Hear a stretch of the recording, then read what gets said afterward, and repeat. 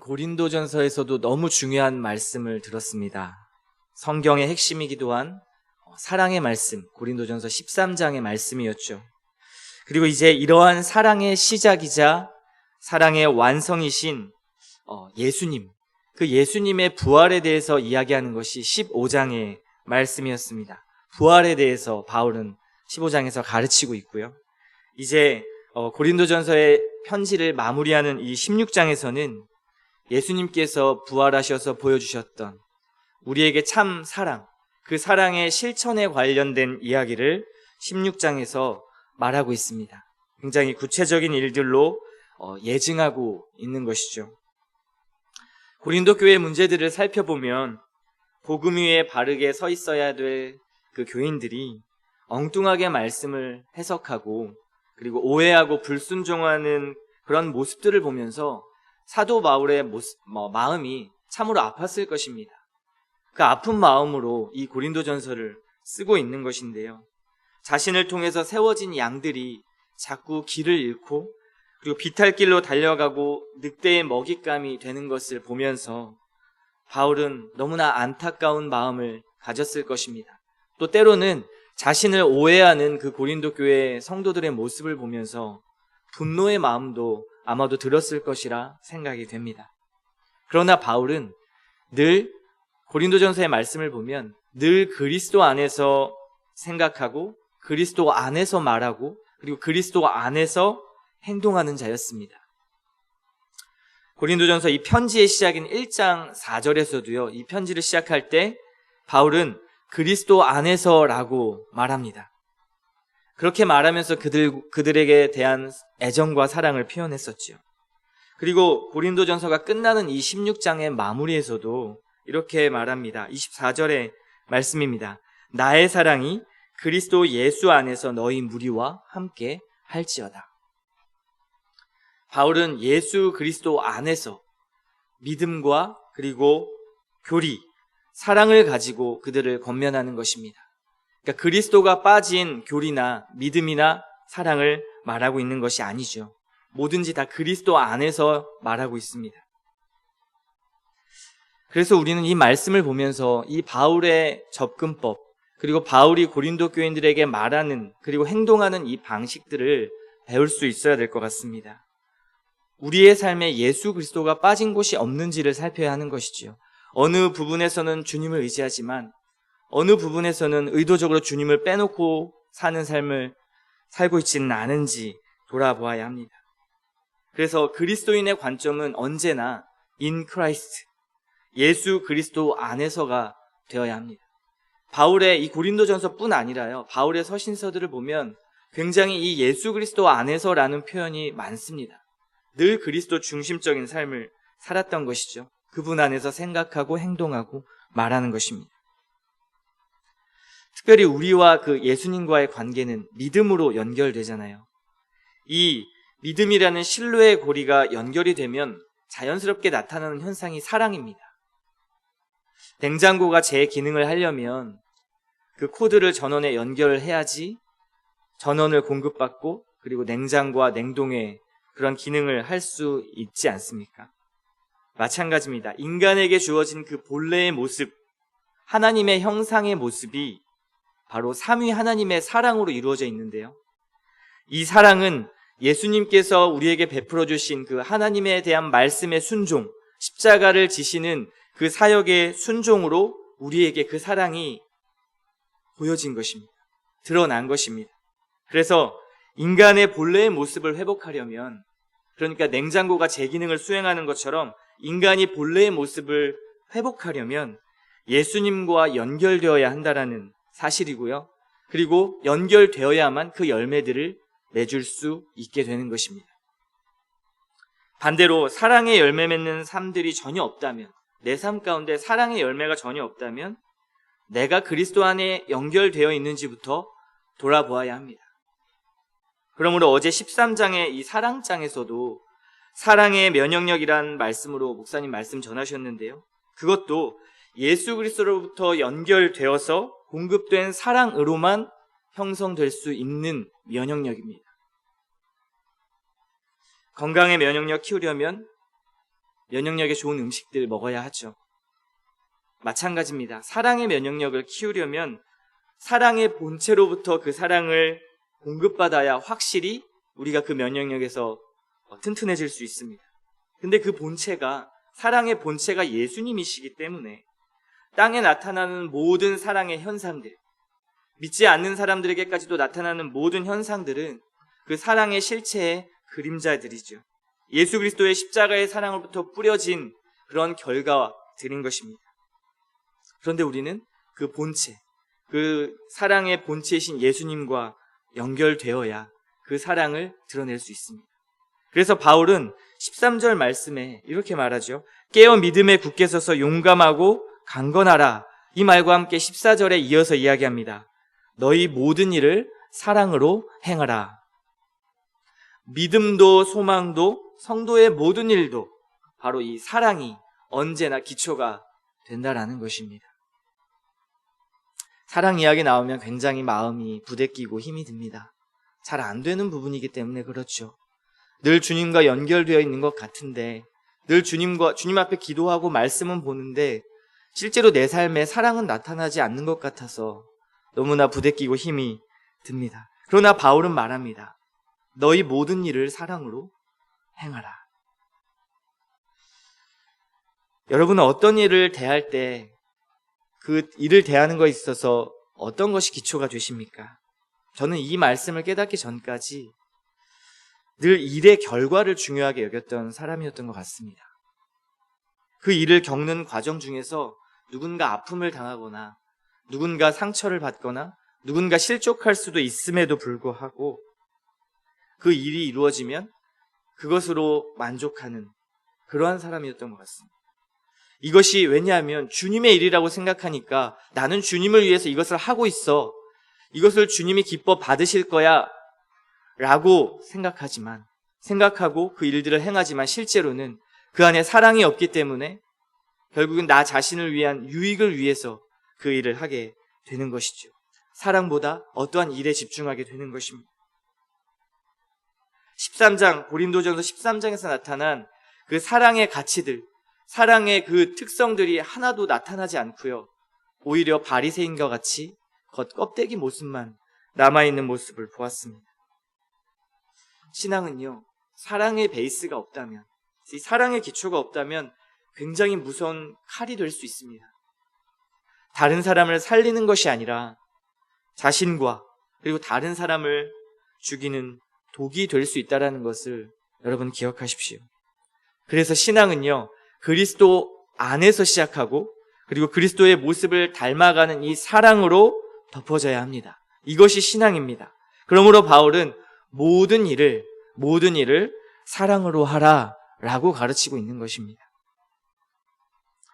오늘 본문은 바울은 그 사랑을 실제적으로 어떻게 나타낼 것인가, 그 사랑을 나타내는 실제적인 것들에 대해서 제안하고 있습니다.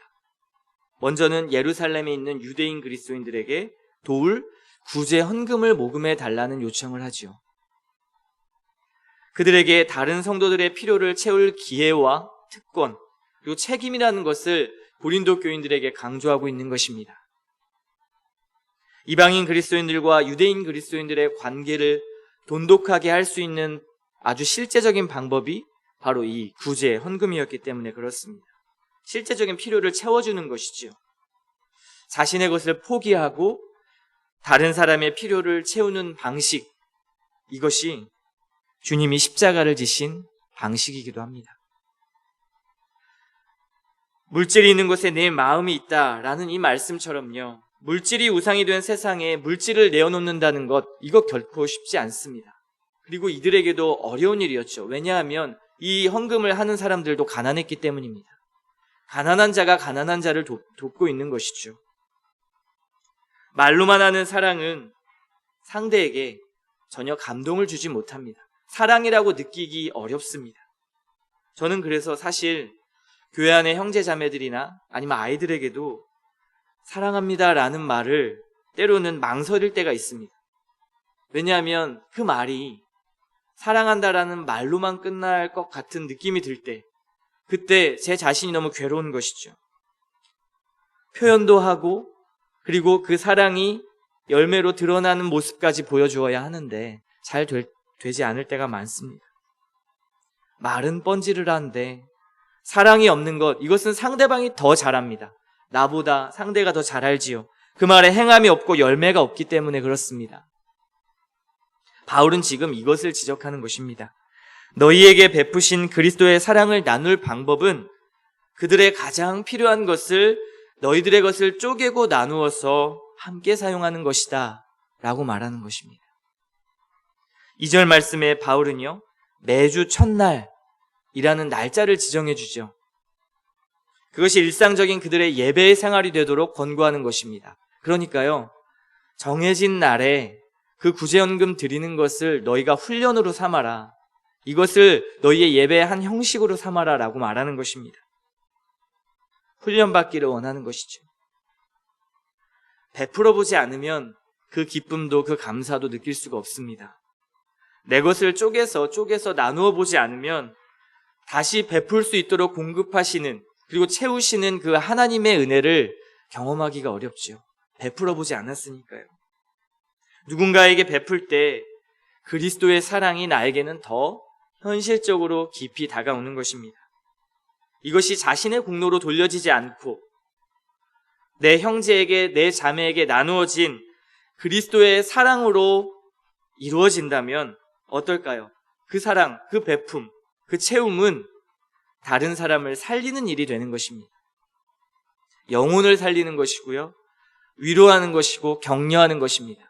예수 그리스도께서 자신의 목숨을 내던져서 우리를 살리셨다면 우리는 그 받은 사랑을 가지고, 그 받은 생명을 가지고 다른 사람에게 베풀 때 다른 영혼들이 살아나는 것이죠.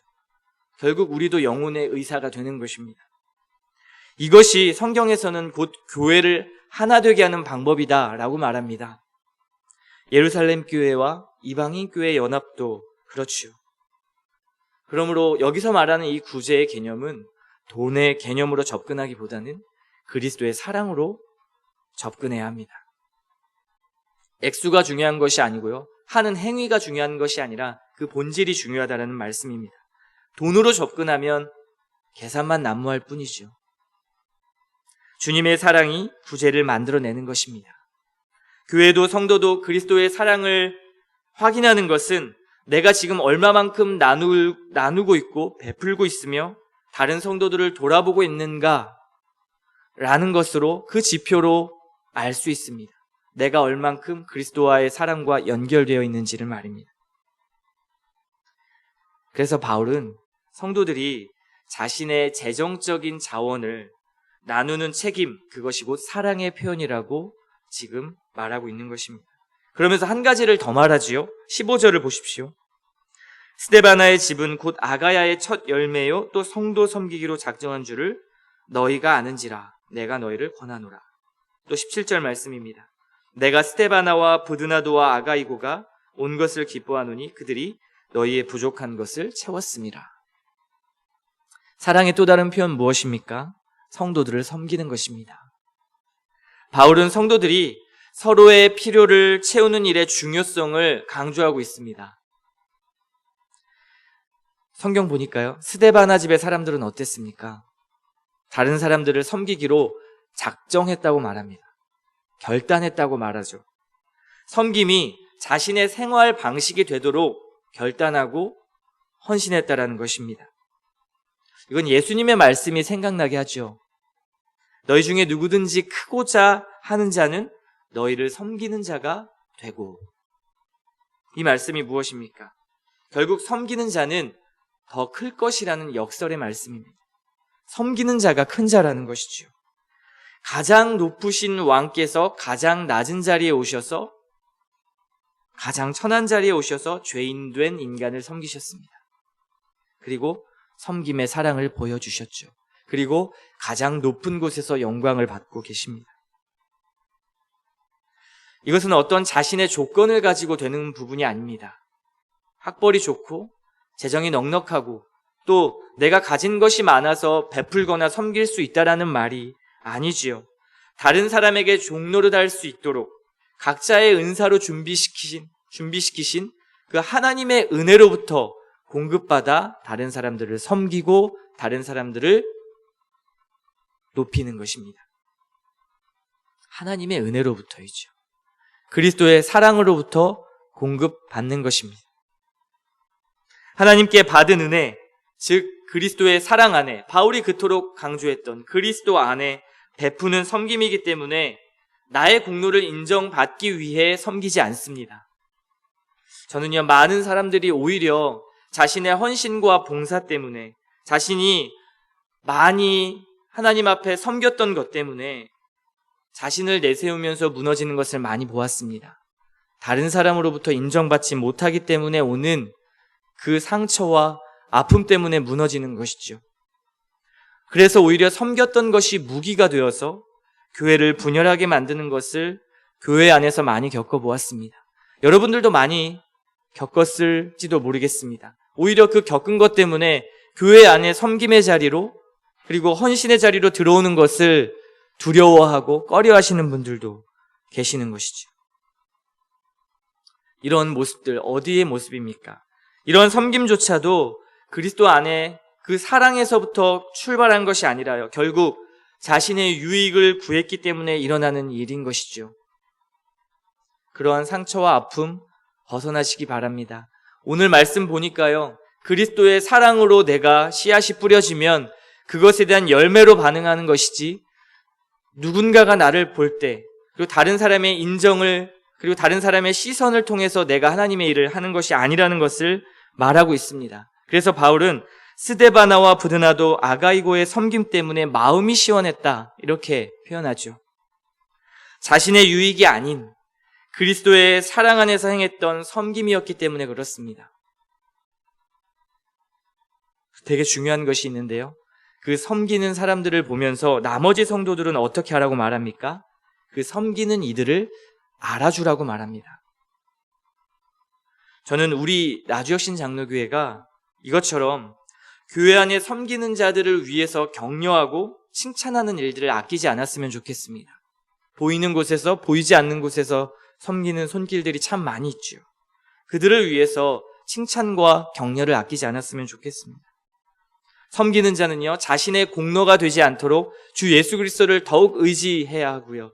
그리고 섬김을 받는 자들은 기꺼이 섬기는 자들을 위해 격려하고 칭찬하고 북돋아 주어야 하는 것입니다.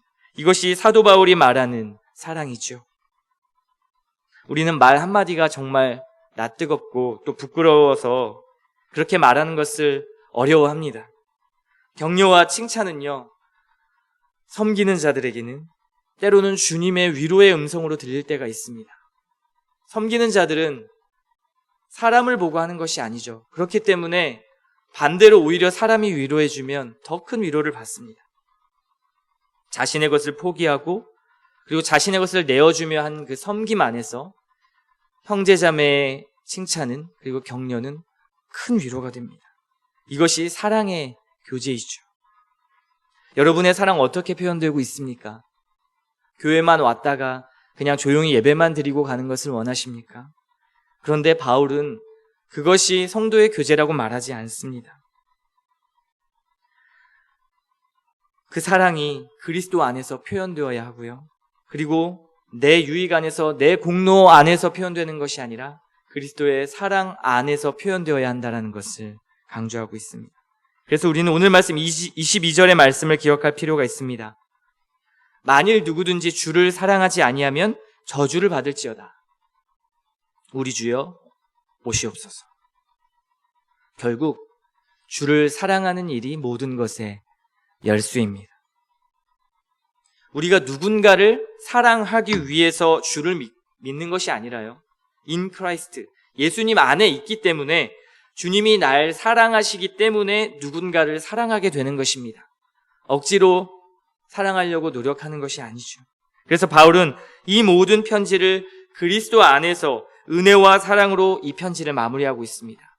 강조점이 어디죠? 사랑입니다. 수많은 문제 속에 있는 바울의 접근은 진리 안에서 사랑과 공의였습니다. 문제가 있다면 공의, 문제를 바로잡는 것은 공의였다면 거기서 끝나는 것이 아니라 예수님의 사랑을 강조하죠. 특히 그 사랑은 나눔과 섬김으로 이루어진다라는 것을 말하는 겁니다. 이 말씀 통해 내 삶을 한번 돌아보십시오. 나는 얼마나 나누고 있고 나는 얼마나 섬기고 있는가. 제 자신도 돌아보니까요, 정말 꼭 쥐고 사는 인생인 것 같습니다. 굳이 물질 욕심 내는 것 같지는 않았는데 그냥 내가 필요한 거 쓰면서 사는 줄 알았는데요. 근데 그것이 또 문제가 없다고 생각했는데요. 오늘 말씀 보니까 자기 가진 것을 자기를 위해서만 쓰는 것도 정당한 것이 아닌 욕심이라고 말하는 것입니다. 공급하실 주님을 정말 의지하지 못하고 있는 것은 아닌가 한번 돌아보십시오. 그 주님을 신뢰한다면 베풀고 나누고 섬기고 헌신하고 그러한 모든 것들이 두렵지 않습니다. 하나님께서 채우실 것이기 때문입니다.